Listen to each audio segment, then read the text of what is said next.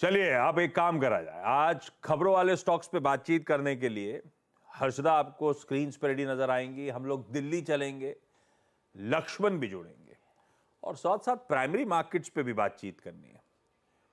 6 IPO अब बाजार में खुल गए, उसमें एक दो कुछ प्रोमिनेंट नाम है जिनकी चर्चा बनती है, उन पे क्विकली हम लोग मुनाफिक तैयारी के एंड में उस पर भी बातचीत कर लेंगे। प्राइमरी मार्केट्स पे कहाँ नजर रखनी है उस पर। लेकिन पहले चला जाए हर्षदा के पास और सबसे पहले अपोलो टायर्स। हर्षदा, क्या अपडेट्स हैं? लास्ट ट्रेड की तैयारी?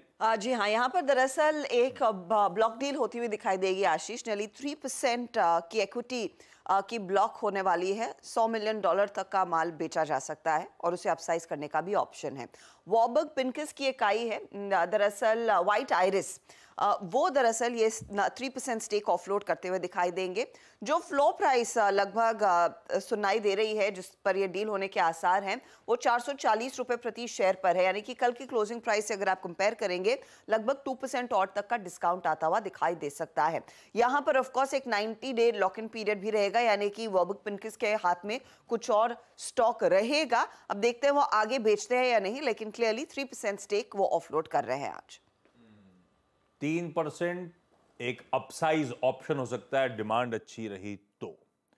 और बहुत ज़्यादा डिस्काउंट नहीं है, मिनिस्क्यूल सा डिस्काउंट है, कल की क्लोज से 2% के आसपास ये कन्विक्शन दिखाता है। और अपोलो टायर्स गजब का मूव दिखा रहा है।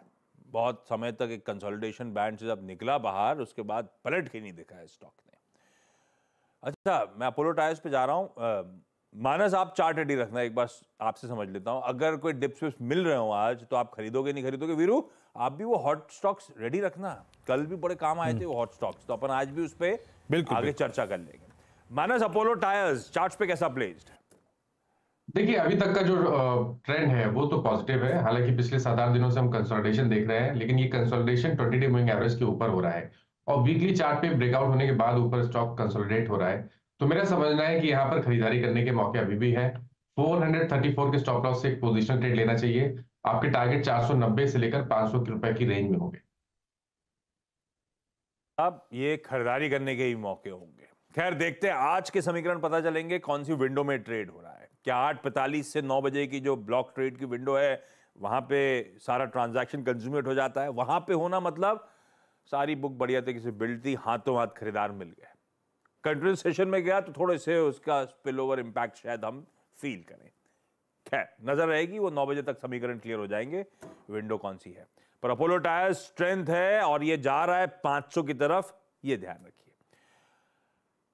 आज QIP इशुएंस पे भी खासतौर पे अपडेट्स है। एक नहीं, दो नहीं, 3 कंपनी है क्या? 3 कंपनियां सब पैसा मोबिलाइज कर रही है। शुरुआत केन टेक्नोलॉजीज के साथ करेंगे आशीष। 1400 करोड़ का QIP इन्होंने दरअसल कल लॉन्च कर दिया है। यहाँ पर जो औसतन फ्लो प्राइस आ रही है वो कल की क्लोज से 6% डिस्काउंट पर है, यानी कि 2449 रुपए प्रति शेयर पर दरअसल ये QIP आता हुआ दिखाई देगा। 21 दिसंबर को तय करेंगे बोर्ड बैठक में कि फाइनल इशू प्राइस क्या होगी। इसके साथ ही KPI ग्रीन 300 करोड़ का QIP इन्होंने लॉन्च कर दिया है। यहाँ पर फ्लो प्राइस जो है वो बड़ी करीब 1245 रुपए प्रति शेयर है। कल की तुलना में करीब 9.9% तक का डिस्काउंट आता हुआ दिखाई दे रहा है और इनकी भी बोर्ड बैठक 21 तारीख को है। JTL इंडस्ट्रीज भी आप रेडार पर रखिएगा। JTL दरअसल कंपनी ने अप्रूवल दे दिया 810 करोड़ फंड रेज का वारंट इशू होगा। साथ ही साथ करीब 500 करोड़ ये रेज करना चाहेंगे QIP के जरिए। अब वो डिटेल्स आगे आएंगे कि कब और किस प्राइस पर होगा, ये बोर्ड से अप्रूवल आ गया। कंपनी बेसिकली महाराष्ट्र में अपनी इकाई में कैपेसिटी एक्सपैंड करना चाहती है, उसके लिए दरअसल कंपनी का प्लान है ये फंड रेज करने का। भाई साहब, 3 QIPs जिनके थ्रू कंपनीज फंड रेज कर रही है। बैती साहब, केन्स, KPI ग्रीन और JTL इंडस्ट्रीज, तीनों के चार्ट रन थ्रू करिएगा। कहीं पे कोई क्लियर कट ट्रेड मिल रहा हो तब बताइएगा, मैं आता हूं आपके पास। पर गौरांग सर, इस तरह की फंड रेजिंग कॉर्पोरेट्स के द्वारा ये क्लियरली वो ग्रीन शूट, वो कहते हैं ना, वो प्राइवेट केपेक्स टूल पकड़ेगा, उस तरह के इंडिकेशंस है ना, सब तैयारी कर रहे हैं। और मेरे ख्याल से आने वाले भविष्य में आशीष और भी कंपनियां बाजार में आती हुई आपको दिखेगी पूंजी इकट्ठा करने के लिए। और ये आप सही बता रहे हैं, कहीं ना कहीं यही दर्शाता है कि आगे जा करके जो विस्तार योजनाएं हैं कंपनियों की, वो बहुत ही सक्षम रूप से आगे बढ़ेगी और कहीं ना कहीं आपको एक अंदाजा ये भी लगता है कि आने वाले समय में इंडियन कॉर्पोरेट्स के जो नतीजे होंगे वो किस दशा और दिशा में जा सकते हैं। और ये सिर्फ मैन्युफैक्चरिंग ही नहीं, इसके पहले आपने देखा था सर्विसेज में खास करके बैंक्स और एनबीएफसीज ने भी बाजार में से पूंजी जमा करी थी और बहुत बड़ी मात्रा में बजाज फाइनेंस मुझे याद है करीबन 8,000 करोड़ के ऊपर की पूंजी जमा करी थी। तो एक सकारात्मक सा संदेश देता है उन सब कंपनियों के लिए जो बाजार में आते हैं पूंजी जुटाने के लिए विस्तार योजनाओं को लेकर। ये फंड रेजिंग हो रही है लार्जली नए प्लांट्स लगाने के लिए या केपेक्स रिलेटेड स्पेंड्स के लिए। अच्छी खबर है, कंपनियां जोश दिखा रही हैं। आने वाले समय में इसका मतलब है आउटलुक उनको उतना ही रोबस्ट नजर आ रहा है। प्राइवेट केपेक्स पिकअप करना बहुत ज़रूरी है क्योंकि अब तक जो केपेक्स हुए हैं लार्जली पब्लिक ड्रिवन थे, पब्लिक सेक्टर सरकार ड्रिवन थे और धीरे धीरे अब वो ग्रीन शूट्स की बात हो रही थी और लगातार पिछले 3 महीने से आप देख रहे हैं किस तरह से प्राइवेट कंपनीज फंड रेज कर रही हैं अपने अपने नए प्लांट्स इस्टेब्लिश करने के लिए। खैर एक काम करा जाए, आप दिल्ली चला जाए, वो फोर्टनाइटली रिव्यू हर 15 दिनों में समीक्षा बैठक होती है सरकार की, कच्चे तेल के भाव को देखते हुए कितना विंडफॉल लगाना है उसकी। 19 तारीख से इफेक्टिव, ये 15 वाली बैठक आज 19 से इफेक्टिव की लक्ष्मण ने कल रात में अपडेट दिया, देर रात में लक्ष्मण का अपडेट आया और मैंने देखा नहीं, नीरज वाजपेयी ने लक्ष्मण का वो अपडेट देख लिया और टीम में डाल दिए सारे प्लेयर्स। उनकी तरफ से थैंक यू था वैसे आपके लिए कि आसानी से उनकी टीम बनवा दी लक्ष्मण जी आपने, लेकिन वह समीक्षा बैठक में निकल के क्या आया? Good morning. Good morning, good morning. दरअसल ये फोर्टनाइटली तो था, लेकिन इस बार जो 15 तारीख थी वो शुक्रवार का दिन था और बीच में शनिवार रविवार हो गया। और जब संसद सत्र चल रहा होता है तो नियम यह है कि कोई भी आप नोटिफिकेशन ऐसा जारी करते हैं तो पहले संसद को बताना होता है। इस वजह से थोड़ी सी देर हुई और सोमवार की देर रात तक ये नोटिफिकेशन निकला और ये नोटिफिकेशन लेकिन बहुत बड़ा बदलाव किया गया है। कच्चे तेल पे जो विंडफॉल टैक्स लग रहा था 5,000 रुपये प्रति टन, उसमें एक बहुत बड़ी कटौती की गई। मुझे लगता है कि अब तक की सबसे बड़ी कटौती में से एक है और इसमें 74% विंडफॉल टैक्स घटा दिया गया है और रुपये टर्म में कहें तो 3700 रुपये प्रति टन विंडफॉल टैक्स घटाया गया है और 5,000 रुपये प्रति टन से घटा करके इसको सीधे 1,300 रुपये प्रति टन पे कर दिया गया है। तो ये एक बड़ी विंडफॉल टैक्स में कटौती है कच्चे तेल पे। डीजल पे 1 रुपये प्रति लीटर जहां एक्सपोर्ट ड्यूटी होती थी उसको बिल्कुल आधा करके 50 पैसे प्रति लीटर कर दी गई है। एटीएफ पे बढ़ा दी गई है ड्यूटी, एटीएफ पे कोई एक्सपोर्ट ड्यूटी नहीं थी, वो बढ़ा करके 1 रुपये प्रति लीटर कर दी गई है। और पेट्रोल पे कोई बदलाव नहीं किया गया, यानी पहले की तरह पेट्रोल पर कोई स्पेशल एडिशनल एक्साइज ड्यूटी जिसको कहते हैं वो नहीं लगेगी। और ये जो कटौती की गई है, कटौती होगी वो पहले से ही अनुमान था, क्योंकि कच्चे तेल की कीमतों में हम देखें तो 1 तारीख से लेकर के 15 तारीख तक अच्छी खासी कटौती हुई है। $74 से घट करके कभी 68, कभी 69 तक पहुंच गया था। तो ये कटौती होनी थी, लेकिन इतनी बड़ी कटौती शायद अनुमान नहीं लगाया था, लेकिन सरकार ने किया है 74% की कटौती विंडफॉल टैक्स में। इंटरेस्टिंग, 74% का बड़ा कट विंडफॉल टैक्स में इस नए फोर्टनाइट के लिए जो आज से इफेक्टिव करा है इन्होंने। पालविया साहब, ओएनजीसी और साथ में रिलायंस भी देखिएगा चार्ट्स पे। रिलायंस पिछले कुछ दिनों से लगातार मूव, मेरे ख्याल से 1 महीने में 7-8% चढ़ गया है, डे ऑन डे बढ़िया जंप्स दिखा रहा है रिलायंस। इसीलिए वो विंडफॉल टैक्स तो ठीक कच्चे तेल में, वो जो डीजल में कट है उसका की बेनिफिशियरी दरअसल रिलायंस इंडस्ट्रीज होता है। दोनों में से चार्ट्स पे कहीं तेजी वेजी का मन बन रहा हो तो आप बताओ पालविया साहब। डेफिनेटली। तो आशीष जी, रिलायंस इंडस्ट्रीज का स्ट्रक्चर काफी प्रॉमिसिंग लग रहा है और अगर हम वीकली सेटअप पे देखें तो ये ऑलमोस्ट 6th कंसेक्यूटिव वीक है जहां पे stock higher high low formation बनाते हुए दिख रहा है। स्लो स्टडी स्टॉक एक स्लोपिंग चैनल में ट्रेवल करते हुए दिख रहा है वीकली चार्ट पे, जो दिखाता है कि हमें लगता है कि यहाँ से स्टॉक में फर्दर और अपसाइड का मोमेंटम आगे आने वाले दिनों में कंटिन्यू होते हुए दिखेगा। यहाँ पे इंपॉर्टेंट लेवल अब जो रहेगा वो 2490 का रहेगा। अब ये इसके ऊपर अगर सस्टेन रहता है तो रिलायंस इंडस्ट्री के नेक्स्ट टारगेट जो हायर साइड पे देखने को मिल सकते हैं वो 2560 से लेके 2570 की तरफ ये स्टॉक बढ़ते हुए दिख सकता है। ओवरऑल अगर देखें तो ओएनजीसी का स्ट्रक्चर भी बुलिश है। पिछले 2-3 ट्रेडिंग सेशन से एक साइडवेज कंसोलिडेशन देखने को मिला, लेकिन हमें लगता है ओएनजीसी में भी यहाँ पे 203 इसके लिए एक इमीडिएट हर्डल है। अगर वो लेवल क्रॉस होते तो ओएनजीसी का भी अप ट्रेंड कंटिन्यू होते हुए दिखेगा टुवर्ड्स 215 की तरफ।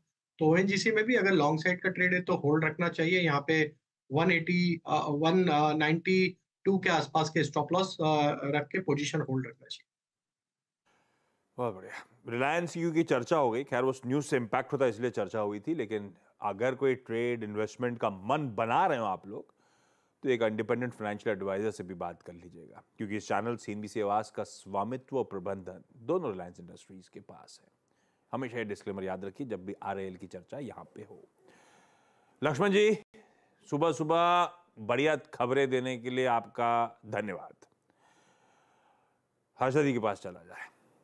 वेदांता कल बोर्ड बैठक में फाइनली वो सेकंड इंटरिम डिविडेंड की घोषणा हो चुकी है आशीष। 11 रुपए प्रति शेयर का डिविडेंड कंपनी दरअसल लेकर आई है। इसमें जो कुल पैसा खर्च कंपनी कर रही है वो भी फिगर आपकी स्क्रीन पर आएगा, 4090 करोड़ के आसपास का। ध्यान रहे मार्केट एक्सपेक्ट कर रहा था और कुछ रिपोर्ट सजेस्ट करी थी कि 7 से 8 रुपए प्रति शेयर का डिविडेंड आएगा। उसके सामने करीब करीब 11 रुपए प्रति शेयर का डिविडेंड इन्होंने घोषित कर दिया है। इससे पहले मई में 18 रुपए 50 पैसे का भी वो पहला इंटरिम डिविडेंड घोषित किया था। तो कुल मिलाकर करीब 29.5 रुपए तक का डिविडेंड कंपनी दे रही है। ज्यादा फायदा ऑफ कोर्स इनके पेरेंट के हाथ में आता हुआ दिखाई दे सकता है, क्योंकि वहीं पर फंड्स की जरूरत है। ये दरअसल मदद करेगा कंपनी के अपने इन्वेस्टमेंट प्लान्स को और बूस्ट करने के लिए। साथ ही साथ आज बोर्ड बैठक है, यहां पर कंपनी एनसीडीज के जरिए फंड रेज पर भी विचार करती हुई दिखाई देगी। तो ये स्टॉक आज फिर खबरों में और रेडार पर। बढ़िया, 11 रुपए का डिविडेंड डोल आउट होता हुआ आज एनसीडीज के थ्रू फंड रेजिंग की तैयारी। बस चैलेंजेस इसके सामने हैं, पर गावा सर कुछ कैचअप प्ले करने की कोशिश कर रहा है अपने पीयर्स के साथ। 230 235 के लेवल से अब एक तरफा मूव है, 260 पे आके कल खड़ा हो गया है। क्या लग रहा है चार्ट्स को देखकर? अपमूव ऑन है इसमें, बिल्कुल वेदांत में अपमूव ऑन है। ऑन द अपसाइड 275 पॉसिबल है। स्टॉप होगा करीब 255 56 का। बस मेरे ख्याल से अगर डिप्स मिलती है तो बाइंग की अपॉर्चुनिटी रहेगी, क्योंकि अपमूव ऑन है वेदांत में। यस, अपॉर्चुनिटी अपमूव ऑन है। खबर पे आज देखते हैं 11 रुपए से स्ट्रीट खुशी होगी, होनी चाहिए, क्योंकि 7 से 8 फिलिप्स कैपिटल की रिपोर्ट कह रही थी, तो उसके सामने तो बेहतर ही है। तो एक्सपेक्टेशन से बेहतर डिविडेंड डोल आउट कर दिया है। 4100 करोड़ रुपए खर्च करेंगे उस डिविडेंड डोल आउट पे। अगले स्टॉक्स खाने पीने से जुड़े, नहीं खाने से जुड़े, सफायर फूड्स और देवयानी इंटरनेशनल, क्या अपडेट्स हैं? देवयानी इंटरनेशनल के साथ पहले इस चर्चा की शुरुआत करते हैं आशीष। दरअसल ये थाईलैंड की क्यूएसआर मार्केट में वाया एक पार्टनरशिप एंटर कर रहा है। उस पर्सपेक्टिव से कंपनी 274 केएफसी रेस्टोरेंट्स थाईलैंड में दरअसल अक्वायर करने जा रही है। ये एक पार्टनरशिप है टेमासेक के साथ, जिसमें देवयानी 51% हिस्सा होल्ड करेगी, टेमासेक बाकी 49% तक का हिस्सा होल्ड करती हुई दिखाई देगी। टोटल डील साइज जो है, डील वैल्यू जो है 1062 करोड़ की है। 340 करोड़ देवयानी वाला हिस्सा, टेमासेक का करीब 330 करोड़ वाला, और बाकी कुछ डेट और लोकल पार्टनर्स की तरफ से इन्वेस्टमेंट आता हुआ दिखाई देगा। अब रेस्टोरेंट डेवलपमेंट से कंपनी ने FY23 में करीब करीब 1180 करोड़ का रेवेन्यू कमाया था। ये डेवलपमेंट बेसिकली इंडिकेशन ये कर रही है कि 35 से 40% कंसोलिडेटेड रेवेन्यूज और जुड़ते हुए दिखाई देंगे इस तरह के रेस्टोरेंट डेवलपमेंट्स के जरिए। इकोनॉमिक इंटरेस्ट बेसिस पर एडिशन करीब 14 से 19% एक माइनॉरिटी स्टेक के जरिए आता हुआ दिखाई देगा। तो ये वो पहला स्टॉक है जो आप रेडार पर रखेंगे। दूसरा स्टॉक जो आपको रेडार पर रखना है वो है सफायर फूड्स, जो लार्जली KFC का जो ब्रांड भारत में है वो सफायर फूड्स के हाथ है। अब यहाँ पर promoter entity sapphire food Mauritius ने 33.37 लाख शेयर्स यानी कि 5.24% इक्विटी इन्होंने ऑफलोड की है। इसके साथ समारा कैपिटल पार्टनर्स फंड ने भी 0.7% हिस्सा ऑफलोड किया है। यह हिस्सा करीब 1400 रुपए प्रति शेयर पर बेचा गया है। लेकिन जो बायर्स हैं वो इंटरेस्टिंग नाम है।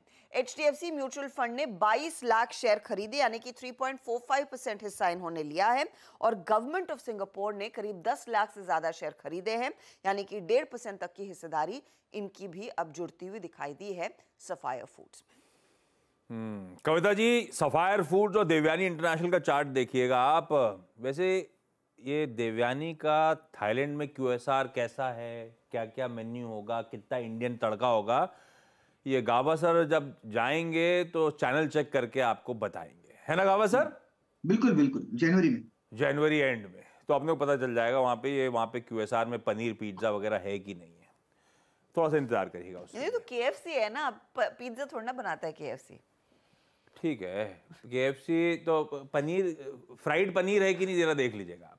अच्छा जरूर, हाँ बिल्कुल बिल्कुल। फ्राइड चाहिए ना? किसके हाँ, कविता जी, क्या क्या पूछ रहे हो काबा सर आप?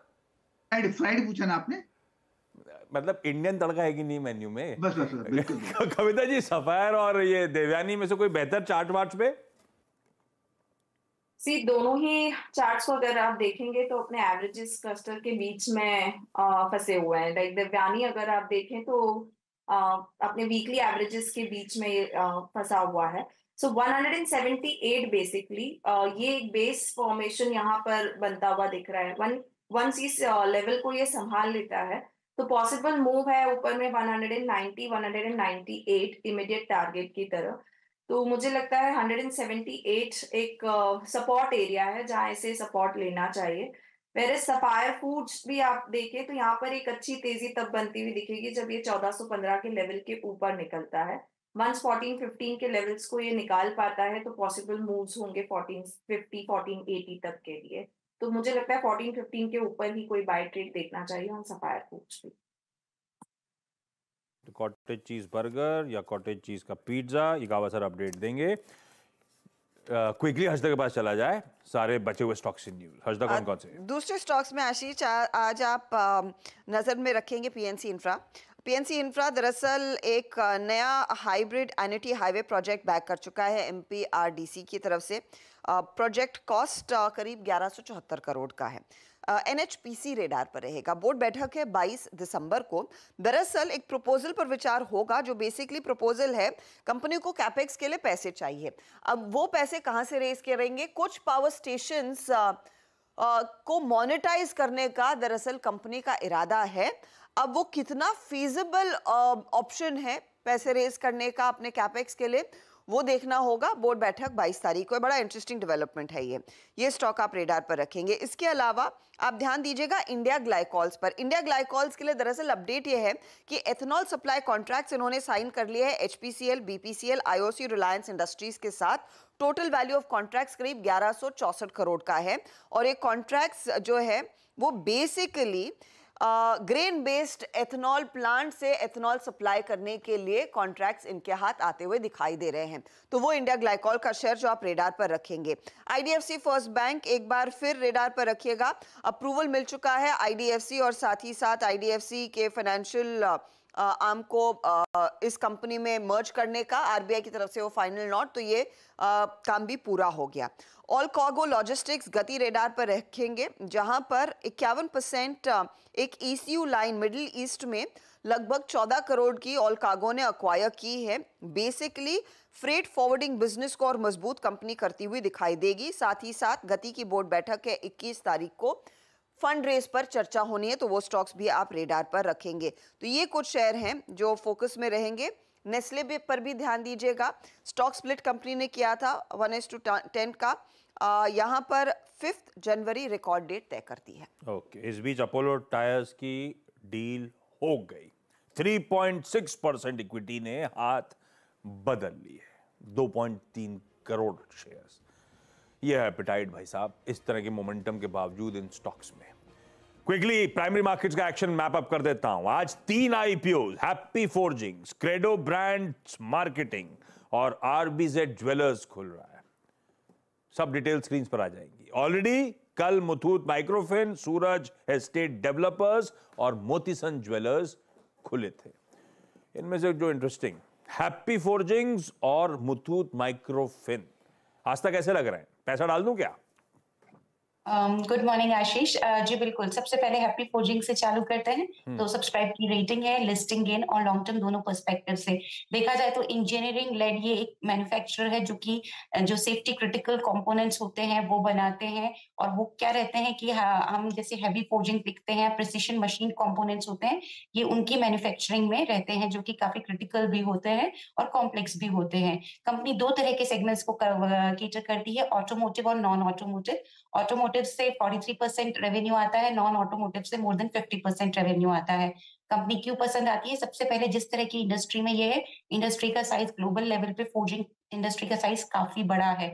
अराउंड अगर मैं बात करूं तो $70 बिलियन था 2023 की अगर मैं बात करूं, और ये ग्रो होगा अराउंड $90 बिलियन अगर हम 2029 तक की बात करें। इंडिया का शेयर उसमें अभी छोटा है, लेकिन उसकी ग्रोथ ग्लोबल ग्रोथ को भी आउटपेस करेगी, तो इनको वहां पे फायदा होता हुआ नजर आएगा। फाइनेंशियल परफॉर्मेंस एक्सेलेंट है, इनके जितने भी पेयर्स हैं उनके हिसाब से इनके जो मार्जिन हैं काफी अच्छे हैं। 2023 वित्तीय वर्ष की अगर मैं बात करूं, और आरओसी भी काफी स्ट्रॉन्ग है। कंपनी 33 के पी मल्टीपल पे लेके आ रही है, लेकिन अगर मैं पेयर्स के हिसाब से देखूं तो ये ठीक ठाक वैल्यूएशन पे लगता है। ऑल इन ऑल सब्सक्राइब की रेटिंग है, लिस्टिंग गेन के लिए भी लगाइए, और अगर लॉन्ग टर्म पर्सपेक्टिव रखते हैं तो उसके लिए भी लगाइए। दूसरा आईपीओ मुथूट माइक्रो फाइनेंस, हम सब जानते हैं मुथूट पापाचन ग्रुप की कंपनी है और बेसिकली माइक्रो लोन्स देती है स्पेशली वुमेन को साउथ इंडिया में। साउथ इंडिया काफी बड़ा मार्केट है, कंपनी क्यों पसंद आती है, सब्सक्राइब की रेटिंग है, इस पे भी लिमिटेड लिस्टिंग गेन के लिए लगाइए और लॉन्ग टर्म के लिए लगाइए। देखिए इसमें जो लिस्टिंग गेन होंगे वो लिमिटेड होंगे, लेकिन होंगे जरूर, क्योंकि ये वैल्यूएशन रीजनेबल लेके आ रही है। 1.6 price to book multiple on post issue equity, तो ये ठीक ठाक वैल्यूएशन पे ला रही है और ग्रुप सॉलिड है। कंपनी की फाइनेंशियल परफॉर्मेंस काफी बढ़िया है, और जो मार्केट कैटर करते हैं उसमें इनका मार्केट शेयर केरला में लार्जेस्ट है और तमिलनाडु में 16% का मार्केट शेयर है, और पूरे साउथ इंडिया में तीसरे नंबर की कंपनी है। तो मुथूट माइक्रो फाइनेंस में भी सब्सक्राइब करने की रेटिंग है, लिमिटेड लिस्टिंग गेन और लॉन्ग टर्म दोनों के पर्सपेक्टिव से लगाने की राय। दोनों सब्सक्राइब, और आज तक की कमेंट्री सुन के हैप्पी फोर्जिंग्स को लेके वो ज्यादा हैप्पी साउंड कर रही थी, तो अपना बेट डिसाइड कर लीजिएगा। आस्था थैंक यू सो मच। मुनाफे की तैयारी समेट रहा हूं, क्विकली छोटा सा ब्रेक के उस पार हेडलाइंस और पहला सौदा की शुरुआत। बता दें कि मनी कंट्रोल पर दिए गए विचार एक्सपर्ट्स के अपने निजी विचार होते हैं। वेबसाइट या मैनेजमेंट इसके लिए उत्तरदायी नहीं है। यूजर्स को मनी कंट्रोल की सलाह है कि कोई भी निवेश निर्णय लेने से पहले सर्टिफाइड एक्सपर्ट की सलाह लें।